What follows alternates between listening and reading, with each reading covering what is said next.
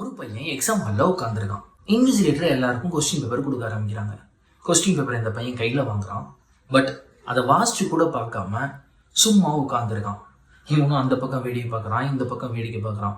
Exam ஆரம்பிச்சு 1 மணி நேரம், 1.5 மணி நேரம், 2 மணி நேரம் நெருங்கிடுச்சு. இப்போ இன்விஜிலேட்டர் சொல்றாங்க, ஸ்டூடெண்ட்ஸ் 45 மினிட்ஸ் மோர் ரஷ் அப் அப்படின்றாங்க. டக்குன்னு கொஸ்டின் பேப்பரை கையில் எடுத்து பார்க்குறான். 30 மார்க்குக்கு அவனுக்கு ஆன்சர் தெரியுது. ஸோ வேகமாக உட்காந்து எழுதி முடிக்கிறான். இப்போ இன்விஜிலேட்டர் டைம் அப் அப்படின்னு பேப்பரை டைப் பண்ணி கையில் கொடுத்துட்றான்.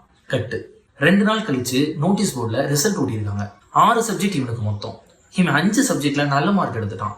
இப்போ எழுதுனால லாஸ்டா அந்த ஒரு சப்ஜெக்ட்ல மட்டும் 35 மார்க் எடுக்க வேண்டிய இடத்துல வெறும் 30 மார்க் எடுத்து அவன் ஃபெயில் ஆயிட்டான். ஃபெயில் ஆன பையன் பேர் தான் லோகேஷ் கனகராஜ். அவன் எழுதின அந்த சப்ஜெக்ட் இருக்குதுல, அதுதான் கூலி. சரி, அப்போ இன்விஜிலேட்டர் யாரு? அந்த இன்விஜிலேட்டர் தான் சூப்பர் ஸ்டார். தேங்க்யூ.